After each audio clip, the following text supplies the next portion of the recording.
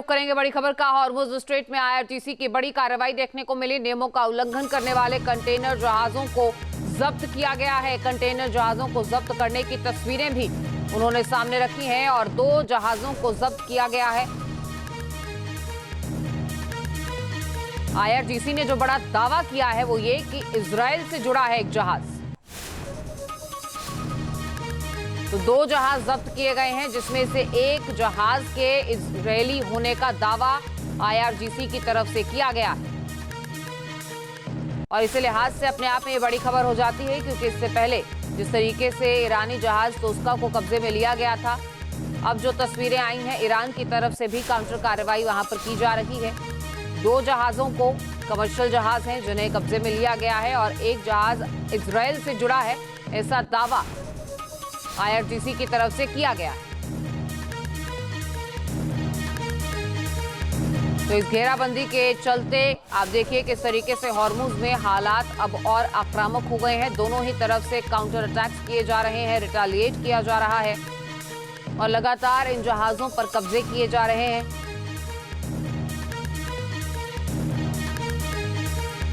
और इन तमाम ऑपरेशंस की तस्वीरें भी दोनों तरफ से जारी की जा रही हैं। इन तस्वीरों को जारी करते हुए जहां शक्ति प्रदर्शन किया जा रहा है, वहीं ये भी साफ संदेश कि हॉर्मुज़ पर अपने रुख को लेकर कोई भी झुकने को तैयार नहीं है। नाकाबंदी जहां अमेरिका की तरफ से की गई है, वहीं ईरान भी झुकेगा नहीं। और हमारे सहयोगी राहुल दबास हमारे साथ लाइव जुड़ चुके हैं, सीधे उन्हीं का रुख कर लेते हैं।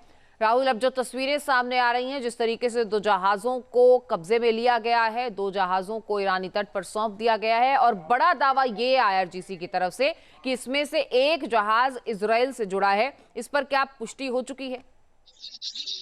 देखिए, अभी तक पुष्टि नहीं हुई है, लेकिन कई बार ऐसा होता है कि फ्लैग किसी और देश का होता है, लेकिन अंदर का क्रू किसी और देश का होता है। और कई बार जो जहाज के लिए सामान आ रहा है, जा रहा है, वो किसी थर्ड कंट्री का होता है। बताया जा रहा है कि सोर्सेज की तरफ से कि इन तीनों में से एक स्थिति कम से कम इजराइल से जुड़ती हुई नजर आ रही है।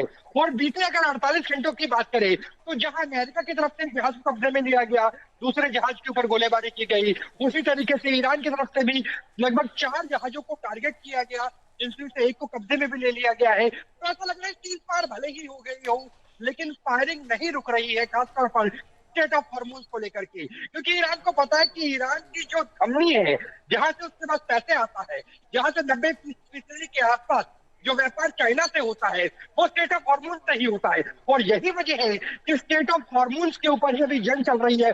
और जहां डोनाल्ड ट्रंप ने कहा कि शुक्रवार को बैठक की संभावना है, लेकिन तेहरान ने स्पष्ट कर दिया कि जब तक स्टेट ऑफ हॉर्मुज़ खुलता नहीं है, तब तक कोई बातचीत कहीं भी नहीं हो सकती। यानी अब स्टेट ऑफ हॉर्मुज़ पे वो पेज फंस जाएगा जो उसके बाद ही शुरू हुआ था, नेवल ब्लॉकेड के लिहाज से, जब युद्ध की शुरुआत हुई थी। जी, लेकिन राहुल, अगर बात की जाए इस वक्त के हॉर्मुज़ के हालात की, एक तरफ ईरानी पोर्ट की जो बाउंड्री है उसे सील कर दिया गया है, ना वहां किसी जहाज को जाने दिया जा रहा है, ना उससे कोई जहाज बाहर आ पा रहा है। और दूसरी तरफ जो ईरान की जिस तरीके से बाड़ेबंदी है, वो भी तस्वीरें हमने देखी कि उसने भी 2 जहाजों को कब्जे में लिया है। ऐसे में हॉर्मुज़ की परिस्थितियां और आक्रामक रुख इख्तियार करती हुई नजर आती हैं, और ये समंदर युद्ध में तब्दील हो रहा है पूरा जो इस वक्त सिनेरियो नजर आता है।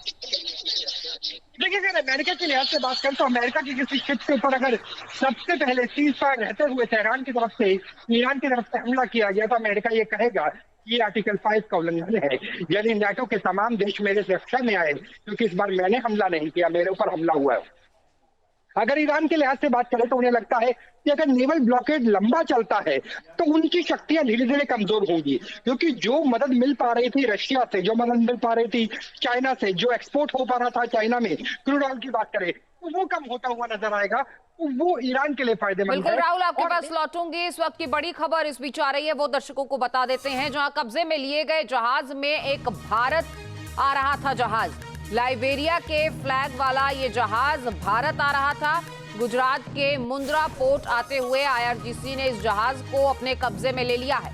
तो ये बड़ी खबर, लाइबेरिया के फ्लैग वाला जहाज जो भारत आ रहा था, उसे भी कब्जे में लिया गया है आईआरजीसी की तरफ से। ये गुजरात के मुंद्रा पोर्ट पर पहुंचना था। राहुल, इसे लेकर क्या कुछ जानकारी है? देखिए, अगर इसकी बात करें तो क्योंकि स्टेट ऑफ हॉर्मोन्स में खाड़ी देशों में लाखों की संख्या में भारत के जो निवासी है, जो सिटीजन्स है, वो काम करते हैं और बहुत बड़े जो रेमिटेंसेस है वो भी हमारे पास खाड़ी देशों से आते हैं। तो ना सिर्फ इन देशों, इन जहाज के अपने जिक्र किए, बल्कि जो बाकी जहाज फंसे हुए हैं बीते लगभग 50 से 60 दिनों से, उनमें भी बहुत सारे भारतीय हैं और उनमें से स्पष्ट हो गया कि एक भारतीय को फिलहाल कब्जे में ले लिया गया है ईरान के द्वारा। और निश्चित मान के चलिए कि इससे जो स्थिति है वो वाकई विकट होने वाली है, क्योंकि ना सिर्फ इंडिया का बल्कि तमाम देशों का प्रेशर बनेगा। क्योंकि अगर स्टेट ऑफ हॉर्मोन्स की बात करते हैं, वो मिलियन नहीं ट्रिलियन डॉलर का सवाल है कि इकोनॉमी स्टेट ऑफ हॉर्मोन्स से ही प्रभावित होती है। 20% के आसपास जो तेल है, कच्चा तेल, और 25% के आसपास गैस। जी, लेकिन राहुल, जिस तरीके से इस वक्त की तस्वीर है, ऐसे तो आने वाले समय में ये मुद्दा सुलझता हुआ नजर ही नहीं आता, क्योंकि ना तो हॉर्मुज को लेकर, ना तो यूरेनियम संवर्धन को लेकर कोई भी दोनों पक्षों में से झुकने के लिए, रुकने के लिए, पीछे मुड़ने के लिए तैयार नजर नहीं आता है। और ईरान तो बातचीत को भी अब बेमाने बता रहा है। निश्चित तौर पे, क्योंकि अभी जो स्थिति है वो फॉग ऑफ वॉर की है।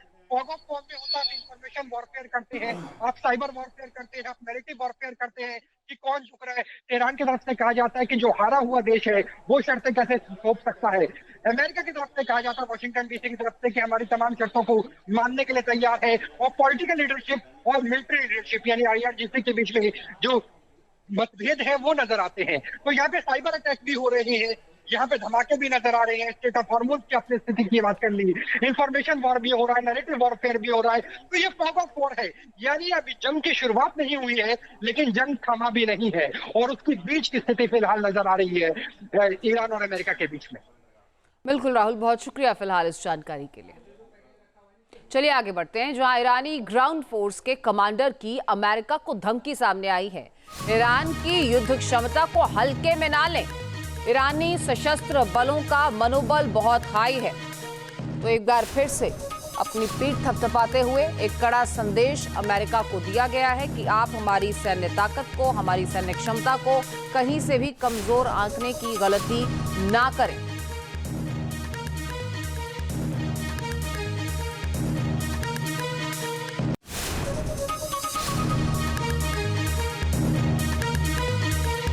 ईरान ने नया लेगो एनिमेशन जारी कर दिया है और ट्रंप को चेताया है, गलती की तो क्षेत्रीय ऊर्जा इंफ्रास्ट्रक्चर को निशाना बनाया जाएगा। ईरान ने दावा किया है कि ऊर्जा इंफ्रास्ट्रक्चर को तबाह करने के लिए वो लोग तैयार हैं। तो एक नया एनिमेशन, ये तस्वीरें आप देख रहे हैं, ये एनिमेटेड वीडियो जारी किया गया है और ये जारी करते हुए बताया गया है कि ऊर्जा इंफ्रास्ट्रक्चर को तबाह करने के लिए भी ईरान तैयार है। ऊर्जा इंफ्रास्ट्रक्चर को अगर निशाना बनाया गया तो फिर ईरान भी पीछे नहीं हटेगा।